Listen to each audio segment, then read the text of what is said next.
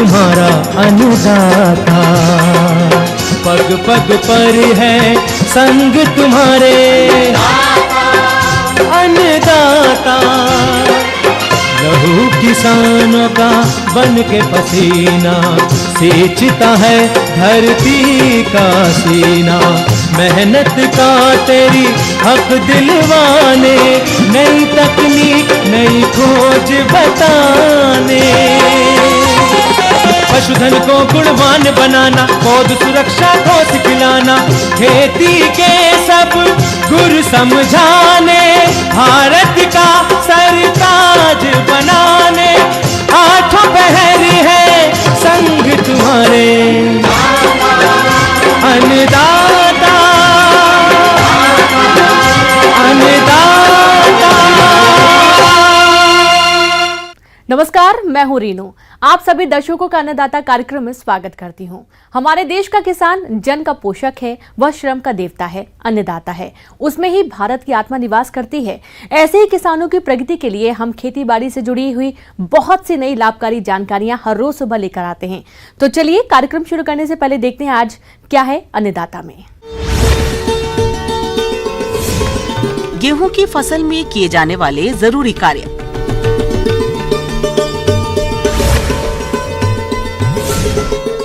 गुलाब की फसल में लगने वाले रोगों का नियंत्रण।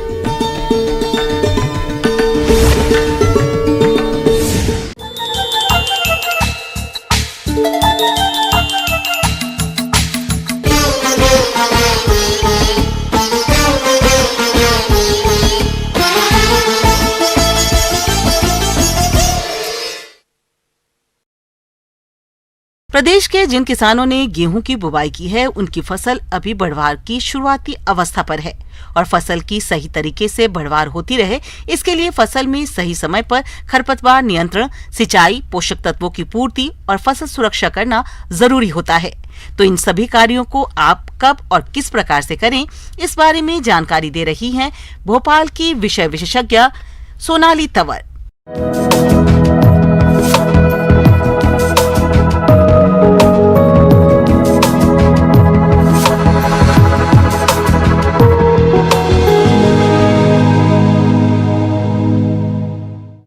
आज हम चर्चा करेंगे गेहूं में सामयिक कार्य के ऊपर। रबी का मौसम चल रहा है और इस समय आपको किसान भाई क्या क्या सामयिक कार्य अपने खेत में करना चाहिए, देखते हैं। सबसे पहले गेहूं एक ऐसी फसल है जिसमें आपका खाद्यान्न टिका होता है। इसमें प्रोटीन, वसा, कार्बोहाइड्रेट भरपूर मात्रा में मिलता है।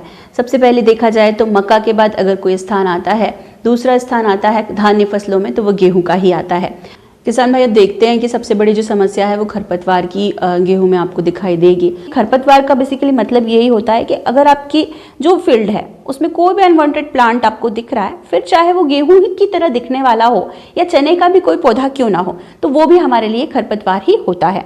अगर खरपतवार का प्रबंधन सही तरीके से आप सही समय पे नहीं करते हैं तो ये एक बहुत बड़ी समस्या हो जाती है। आपकी जो मेन क्रॉप है उसमें 60 से 70% नुकसान हो सकता है। देखिए, अगर आप 30 से 35 दिन की अवस्था में देखें तो आपको यहाँ पे घास कुल के कई खरपतवार नजर आएंगे, चौड़ी पत्ती वाले कई खरपतवार नजर आएंगे। चौड़ी पत्ती वाले खरपतवारों के रासायनिक नियंत्रण के लिए 2,4-D दवा की 0.4 से 0.5 किलोग्राम मात्रा को 600 से 700 लीटर पानी में घोलकर प्रति हेक्टेयर की दर से बुवाई के 30 दिन के बाद मृदा में पर्याप्त नमी होने की दशा में इस्तेमाल करें।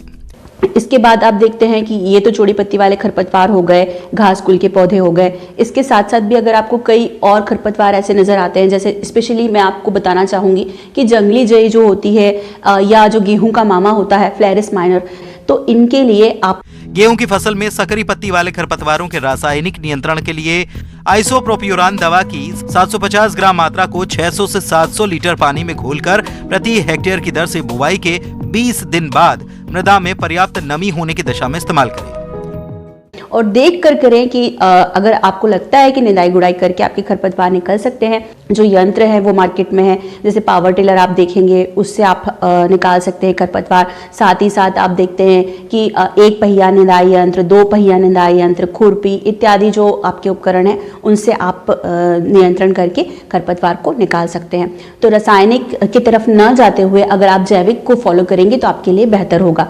अब अगर हम देखें तो पोषक तत्व का प्रबंधन हम गेहूं में किस तरह से करें, तो आपको यूरिया 110 किलोग्राम प्रति एकड़ की दर से 55 किलोग्राम आपको डीएपी देना पड़ेगा और 20 किलोग्राम आपको पोटाश प्रति एकड़ की दर से देना पड़ेगा। सिंचित दशाओं में फास्फोरस और पोटाश की पूरी मात्रा तथा नाइट्रोजन की 1/3 मात्रा बुआई से पहले भूमि में अच्छे से मिला देनी चाहिए। उसके बाद नाइट्रोजन की शेष 2/3 मात्रा का आधा पहली सिंचाई के बाद और शेष आधा मात्रा दूसरी सिंचाई के बाद खड़ी फसल में छिड़क देने से अच्छी बढ़वार होती है। अब अगर देखें हम कि सिंचाई का प्रबंधन बेसिकली हम लोग 6 सिंचाई गेहूं में देते हैं। अगर उससे कम हमारे पास पानी है तो वो डिपेंड करता है कि हमारी क्लाइमेट कैसी है, हमारी मिट्टी कैसी है, हमारा जो मिट्टी का प्रकार है वो कैसा है, उसके ऊपर डिपेंड करता है कि आपको कितनी सिंचाई देनी है, या तो फिर डिपेंड करता है कि आपकी किस्म कैसी है। 20 से 25 दिन पर, दूसरी सिंचाई हमको करनी है 40 से 45 दिन पर, तीसरी सिंचाई हमको करनी है 60 से 65 दिन पर और चौथी सिंचाई हमको करनी है 80 से 85 दिन पर। पांचवी सिंचाई जो हमको करनी है वो करनी है 90 से 105 दिन पर और छठी सिंचाई हमको करनी है 105 से 120 दिन पर। इस क्रम को अगर आप ध्यान में रखते हैं तो आपका 101% जो प्रोडक्शन है वो बहुत ही अच्छा आने वाला है।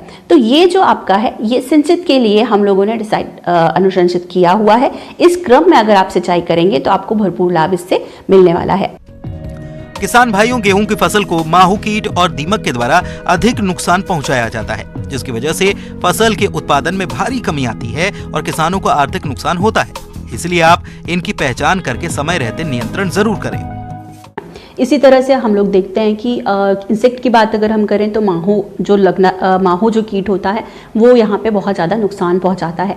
माहू आपने देखा होगा कि काले कलर का छोटा सा कीट होता है जो कि आपको बहुत सारे पौधों पर चिपका हुआ सा दिखाई देता है। जो सॉफ्ट टिश्यूज होते हैं, सॉफ्ट जगह होती है, वहाँ से वो रस चूसने का काम करता है। माहू कीट के रासायनिक नियंत्रण के लिए इमिडाक्लोप्रिड दवा की 1 मिलीलीटर मात्रा को 3 लीटर पानी के हिसाब से घोल बनाकर छिड़काव करने से कीट का नियंत्रण आसानी से हो जाता है। तो ये तो माहू के ट्रीटमेंट की बात हो गई कि किस तरह से हमने जैविक नियंत्रण किया, किस तरह से हमने रासायनिक नियंत्रण किया। अब नेक्स्ट अगर हम लोग दीमक की बात करें, जो कि एक बहुत बड़ी समस्या है गेहूं में, क्योंकि दीमक क्या होता है कि किसान जो होते हैं कि गोबर की कच्ची खाद का यूज़ करते हैं और उसकी वजह से बहुत ज़्यादा दीमक आपके खेत में प्रकोप कर देती है। तो दीमक के प्रकोप के लिए सबसे पहले तो अगर आपको दिख रहा है कि दीमक आप देख रहे हैं मिट्टी हटा के बहुत ज़्यादा मात्रा में आपको दिखाई दे रही है, तो क्लोरोपाइरीफास का आपको यहाँ पे स्पेशली ध्यान रखना है। दीमक के लिए आपको क्लोरोपाइरीफास का यूज करना है। तो इस तरह से हमने जो हमारी पूरी फसल का है जो प्रबंधन है, जो समसामयिक अभी आने वाला समय है, उसमें आप ये 2-3 चीजें ही स्पेशली देखेंगे तो आपको उत्पादन में भी फायदा मिलेगा और आप अच्छा जो भी आपका प्रोडक्शन होगा उसकी क्वालिटी और क्वांटिटी बेहतर होगी। किसान भाइयों, अब लेते हैं एक छोटा सा ब्रेक, जल्द लौटेंगे।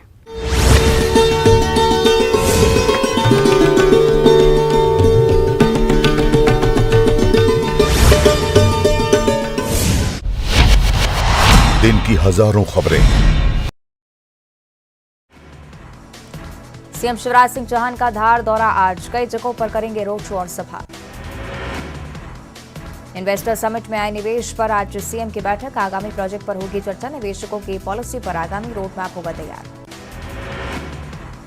अपशब्द वाले वीडियो पर सीएम शिवराज ने किया ट्वीट, वीडियो में बोले गए अपशब्द से सीएम हुए आहत, कहा मेरी मां से प्रार्थना कि जहां भी हूं इन बच्चों को क्षमा करें। इंदौर में मकर संक्रांति पर कैलाश विजयवर्गीय ने कार्यकर्ताओं के साथ उड़ाई पतंग, गली डंडा सितौलिया में भी आजमाए हाथ। जबलपुर में मकर संक्रांति पर उमड़ा जल सैलाब, नर्मदा में डुबकी लगाने पहुंचे श्रद्धालु, मौके पर ट्रैक सौंपन व्यवस्था। निवाड़ी में मकर संक्रांति की धूम,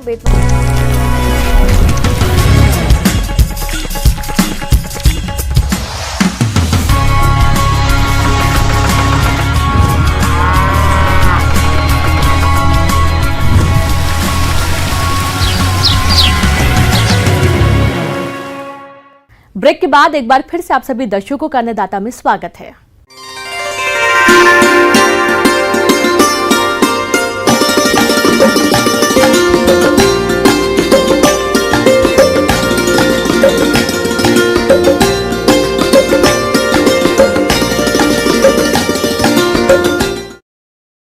गुलाब, जिसे फूलों का राजा कहा जाता है, इसकी खेती अपने प्रदेश में बहुत से किसान भाई खुले खेतों में करते हैं। लेकिन अभी ठंड के कारण कई तरह के रोग देखने में आ रहे हैं, जिनका समय रहते रोकथाम करना जरूरी होता है। तो इसके लिए किसान कौन कौन से उपायों को अपनाएं, आइए जानते हैं पौध रोग वैज्ञानिक डॉक्टर मोहम्मद अंसार से।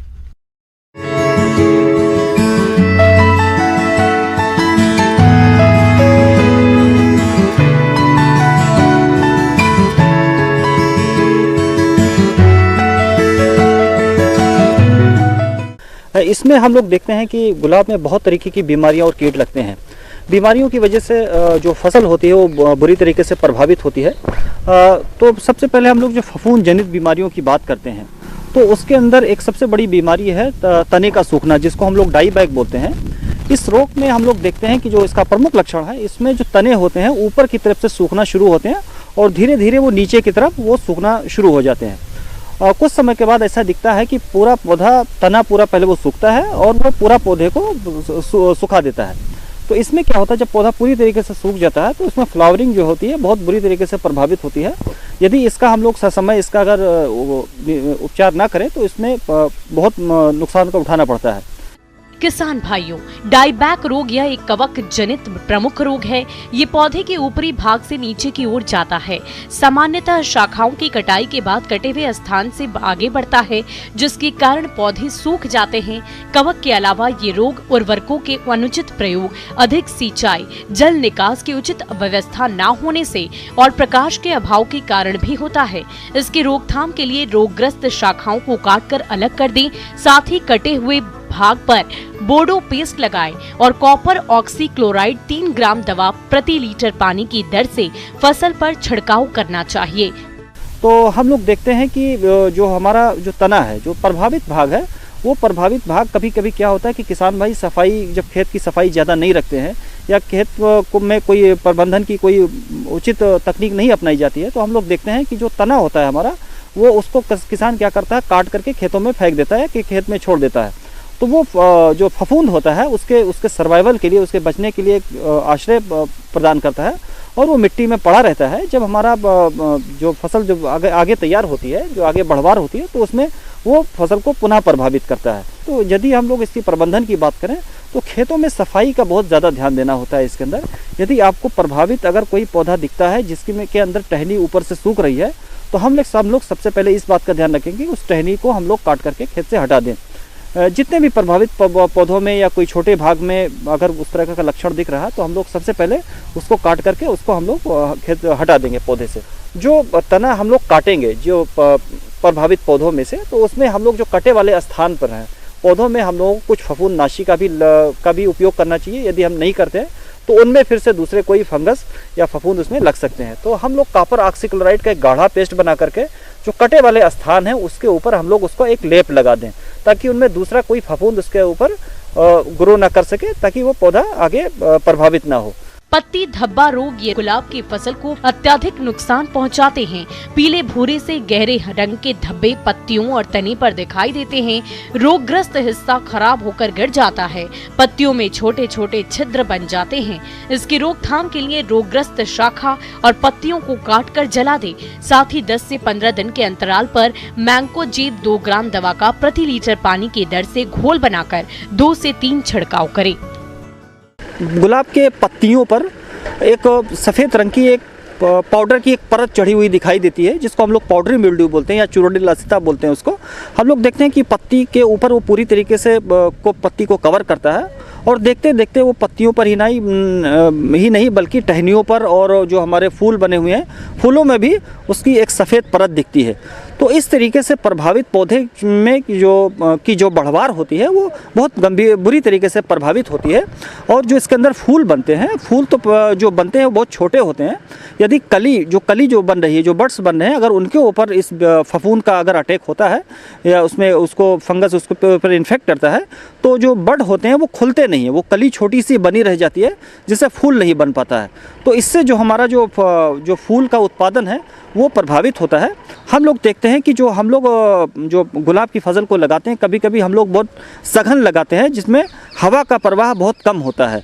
तो ऐसे में क्या होता है कि पत्तियां एक दूसरे के ऊपर बहुत ज़्यादा ओवरलैप होती हैं और उनमें एरिएशन जो होता है, हवा का प्रवाह बहुत कम होता है। ऐसे में क्या होता है कि इस तरीके से अगर कोई हमारा जो गुलाब का अगर हम लोग खेती किए हुए हैं तो उनमें इस तरीके की बीमारी की संभावना ज़्यादा बनी रहती है।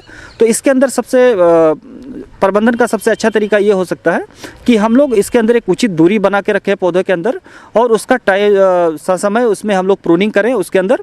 और इसमें अगर हमको अगर प्रभावित पौधा अगर कोई दिख रहा है जिसमें इस तरह से फफूंद अगर इस तरह से लगा हुआ है तो उसमें हम लोग उसमें मैनेजमेंट का जो प्रभावी तरीका हम लोग के पास में जो फंजीसाइड का स्प्रे उसको हमको समय उसके अंदर करना आवश्यक होता है। तो हम लोग इसके अंदर फफूंदनाशी का छिड़काव अवश्य करेंगे। पहला छिड़काव हम लोग मैंकोजेब से करते हैं, 2 से 2.5 ग्राम दवा प्रति लीटर के हिसाब से घोल बनाकर पहला छिड़काव करेंगे। दूसरी दवा जो है हम लोग टेब्यूकोनाजोल की दवा आती है, टेब्यूकोनाजोल 1 ml दवा जो है 1 लीटर पानी में घोल बना करके उसका हम लोग स्प्रे करें। यदि अगर ये बीमारी पुनः अगर हमको कहीं 15 दिन के बाद या 12 दिन के बाद में अगर कुछ 2 हफ्ते के बाद अगर दिखाई देती है तो हम लोग इन कवकनाशियों का दोबारा एक बार छिड़काव करें। इससे पौधा स्वस्थ हो जाएगा और वो अच्छा उत्पादन देगा। आगे और भी है खेती बाड़ी से जुड़ी बहुत सी रोचक जानकारियां। यहां रुकेंगे एक और छोटे से ब्रेक के लिए।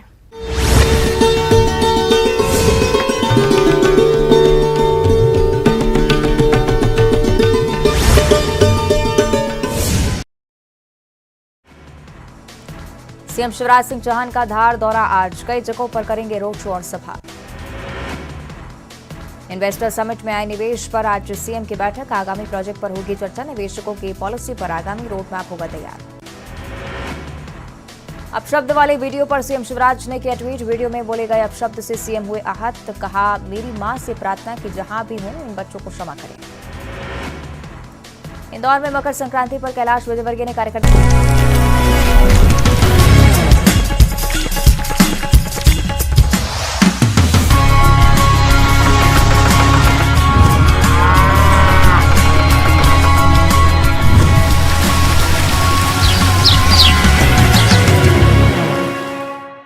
ब्रेक के बाद एक बार फिर से आप सभी दर्शकों का अन्नदाता कार्यक्रम में। इंदौर में पशुपालन फलता फूलता व्यवसाय बनता जा रहा है, जिसको कम समय और कड़ी मेहनत के साथ काफी आगे तक बढ़ाया जा सकता है।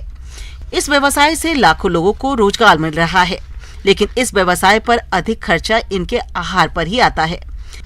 यदि पशुपालक भाई संतुलित आहार खिलाएं तो इनसे अधिक दूध उत्पादन लिया जा सकता है। तो आप किस प्रकार से खिलाएं पशुओं को संतुलित आहार, इस बारे में जानकारी दे रहे हैं पशु विशेषज्ञ डॉक्टर SK श्रीवास्तव।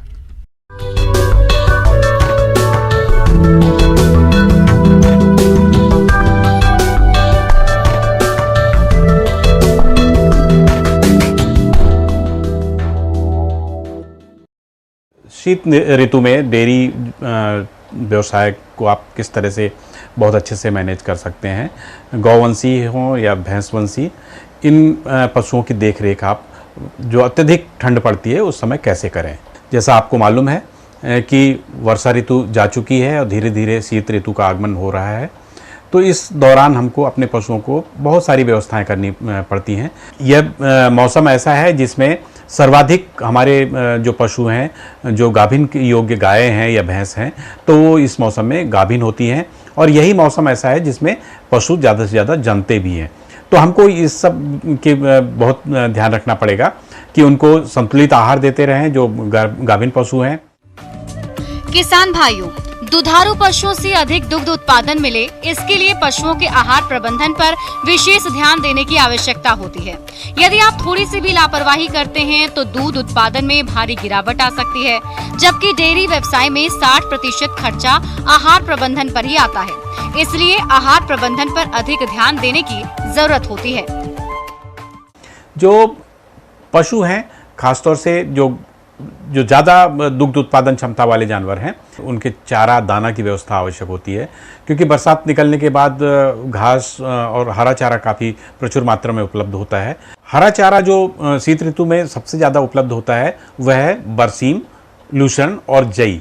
इसकी मात्रा आप जैसे जैसे बढ़ाएंगे आपको खाद्य पदार्थ की जो खर्चीला होता है कंपैरेटिवली, उससे आपको थोड़ा सा राहत मिलेगी। तो वह हम ये देखें कि एकदम से हम हरा चारा उसको बहुतायत में न खिलाएं, नहीं तो उसको अपच और ख़ासतौर से अफरा की समस्या बहुत ज़्यादा होती है।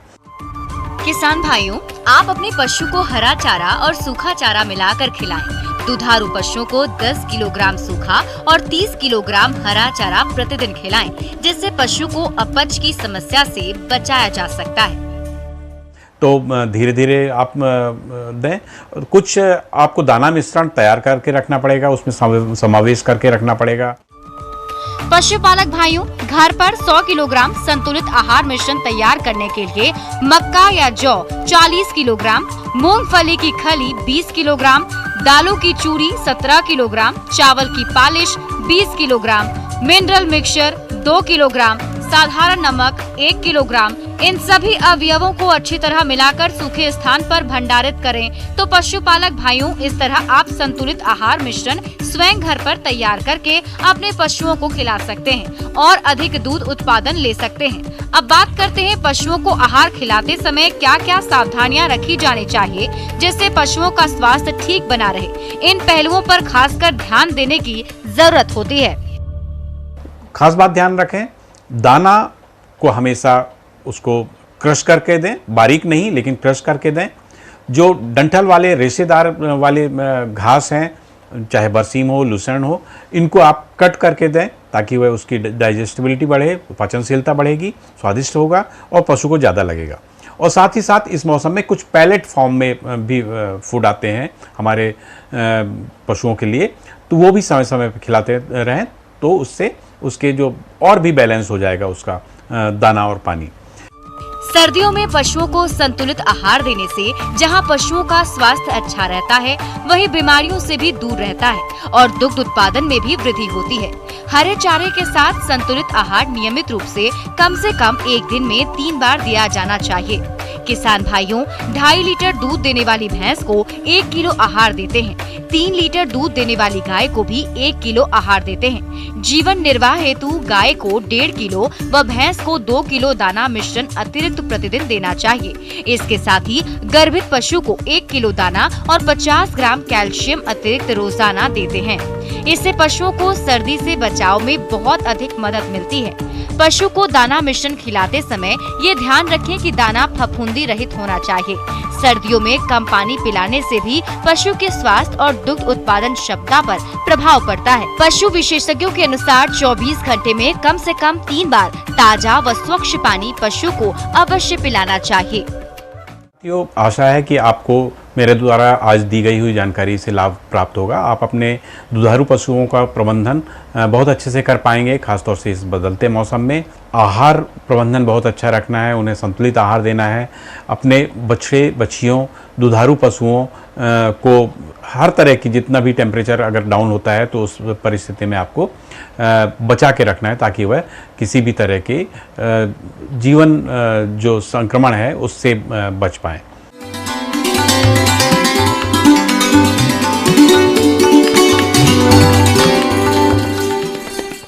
आइए जानते हैं अन्नदाता निःशुल्क फोन के माध्यम से पूछे गए समस्याओं का समाधान।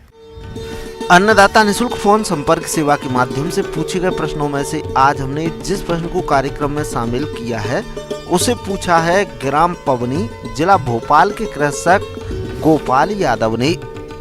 ये पालक की फसल में किए जाने वाले आवश्यक कार्यों के बारे में जानकारी चाहते हैं। तो गोपाल यादव जी, आपकी जानकारी के लिए प्रस्तुत है कार्यक्रम का ये अंश। पालक में क्या क्या संभव ज़रूरतें हैं, खरपतवार नियंत्रण, रोग प्रबंधन, सिंचाई और पालक की कटाई कैसी करनी है, उस विषय में आज हम आपसे चर्चा करेंगे। तो सबसे पहले अपन लेते हैं पालक में खरपतवार नियंत्रण। तो किसान भाइयों, पालक में खरपतवार की समस्या आती है, इसमें खरपतवार का नियंत्रण आवश्यक है। खरपतवार फसलों में विभिन्न तरह की प्रतिस्पर्धा करते हैं, जैसे कि खाद लेना, पानी लेना, फसल के हिस्से में आते हैं तो सूर्य प्रकाश वगैरह आदि बहुत सारे प्रतिस्पर्धा करते हैं, जो इस वजह से उनका प्रबंधन करना बहुत ही आवश्यक है। लगभग पालक बोने के 20 से 25 दिन बाद पहली खरपतवार निकाल सकते हैं, जैसे कि हाथों के द्वारा जहाँ जहाँ खरपतवार खेत में दिख रहे हैं अपन अपने हाथों से उखाड़ सकते हैं। हाथ से उखाड़ के बाहर खेत के बाहर मेड़ पे फेंक सकते हैं। किसान भाइयों, यदि आप इस मौसम में लगाई गई पालक की फसल से अच्छा उत्पादन लेना चाहते हैं तो इसके लिए फसल में जल प्रबंधन का तो ध्यान रखना ही है, साथ ही साथ कमजोर फसल की उचित बढ़वार के लिए यूरिया का प्रयोग भी करना होगा। तभी आपको पालक की फसल से गुणवत्ता युक्त पत्तियों का अधिक उत्पादन मिलेगा। इसके बाद किसान भाइयों अपन आते हैं सिंचाई प्रबंधन पर। तो किसान भाइयों, सिंचाई जो है मृदा के अनुसार देनी पड़ती है, जैसे कि हल्की मृदा, भारी मृदा। अगर हल्की मृदा है तो प्रत्येक सप्ताह सिंचाई करनी चाहिए। भारी मृदा है तो 10 से 12 दिन के अंतराल में इरिगेशन बहुत ही आवश्यक होता है, चूँकि पालक जो है पत्ती वाली फसल है जिसमें पानी की बहुत अधिक मात्रा में आवश्यकता होती है। किसान भाइयों, अगला बिंदु की बात करते हैं जो कि बहुत ही आवश्यक है, खाद एवं उर्वरक। रासायनिक खाद की बात करते हैं तो रासायनिक खाद के लिए लगभग 60 किलोग्राम नाइट्रोजन, 40 किलोग्राम फास्फोरस और 40 किलोग्राम पोटाश की आवश्यकता होती है। लास्ट जुताई के समय या बुआई के पहले खेत में डाली जाती है, जो कि नाइट्रोजन की आधी मात्रा, फास्फोरस की पूरी मात्रा, पोटाश की पूरी मात्रा डाली जाती है। इसके बाद जो नाइट्रोजन की जो मात्रा बचती है आधी, उसको 3 भागों में बांटकर कटाई के तुरंत बाद, पालक की कटाई के तुरंत बाद खेत में डालते हैं। किसान भाइयों, पालक की फसल को माहू कीट अधिक नुकसान पहुंचाता है, जिसकी वजह से पालक की पत्तियां खराब हो जाती है और उत्पादन में भारी कमी आती है और किसानों को आर्थिक नुकसान झेलना पड़ता है। इसीलिए आप इस कीट की पहचान करके समय रहते नियंत्रण करें। इसके बाद बात करते हैं अपन कीट रोकथाम की। तो कीट इसमें है 3-4 कीट है जो आते हैं, जैसे कि माहू। तो जो माहू बीटल है, क्योंकि ये रस चूसने वाला कीट है जो कि फसल की पत्तियों पर बैठकर रस चूसता है और फसल की क्वालिटी, गुणवत्ता खराब करता है और विभिन्न तरह के नुकसान पहुंचाता है। इसलिए इनका मैनेजमेंट करना बहुत ही आवश्यक है। जैसे कि अपन मैनेजमेंट की बात करते हैं तो सर्वप्रथम अपन नीम ऑयल 5 ml 1 लीटर पानी में घोलकर स्प्रे कर सकते हैं। किसान भाइयों, पालक की पत्तियों को सबसे अधिक हानि इल्लियों द्वारा पहुंचाई जाती है, जिसकी वजह से पालक की पत्तियां खाने योग्य नहीं रहती हैं और किसान जब बाजार में पालक को बेचने जाते हैं तो उनको बेहद कम भाव मिलता है। इसीलिए आप इनकी पहचान कर सही समय पर नियंत्रण करें। और अगली बात करते हैं इल्ली की। तो इल्ली, चूँकि इल्ली के जो मुखांग है काटने और चबाने वाले होते हैं, जो कि अपनी शुरुआती अवस्था, जो इसकी लार्वा अवस्था होती है जिसको हम इल्ली बोलते हैं, तो इस अवस्था में ये पालक जब उगती है तो उसी समय इसमें आक्रमण कर देती है, पत्तियों को खाती है। इसके साथ साथ ही जो पालक का बेस होता है उसे काट कर उसका नुकसान पहुंचाती है। इसीलिए इल्ली का मैनेजमेंट करना बहुत ही आवश्यक है। इसके लिए सर्वप्रथम बात करते हैं, इसके लिए भी नीम ऑयल 5 ml 1 लीटर पानी में घोल बना के फसल पर अपन डाल सकते हैं। इसके बाद बात करते हैं कटाई की। तो कटाई लगभग 20 से 25 दिन बाद कटाई अपन कर सकते हैं। कटाई के लिए लगभग पालक को नीचे से 1 इंच छोड़कर तेज़दार हथियार से कटाई करनी चाहिए और कटाई करने के बाद जस्ट छोटे छोटे बंडलों में बांधकर, पालक खराब है या उसमें कुछ खरपतवार है तो उन्हें निकाल देना चाहिए। अगर मिट्टी लगी है तो उसे धो लेना चाहिए और छोटे छोटे बंडल बनाकर इन्हें मार्केट में भिजवा दिया जाता है किसान भाइयों। और लगभग 100 से 125 कुंटल प्रति हेक्टेयर उपज प्राप्त हो जाती है हरी पत्तियों। किसान भाइयों, कृषि संबंधित समस्या और सुझावों के लिए आप हमें इस पते पर संपर्क कर सकते हैं। प्रोड्यूसर अन्नदाता news 18 Madhya Pradesh Chhattisgarh, Ramoji film city Hyderabad 501512। साथ ही आप हमें ईमेल भी कर सकते हैं। हमारा ईमेल है p18annadatamp@nw18.com। इसके अतिरिक्त आप हमें निःशुल्क हेल्पलाइन नंबर 1800889216 पर सोमवार से शनिवार सुबह 10 बजे से शाम 4 बजे के बीच संपर्क कर सकते हैं। अब समय हो रहा है आपसे विदा लेने का। कल फिर मुलाकात होगी कृषि से जुड़ी महत्वपूर्ण जानकारियों के साथ। नमस्कार।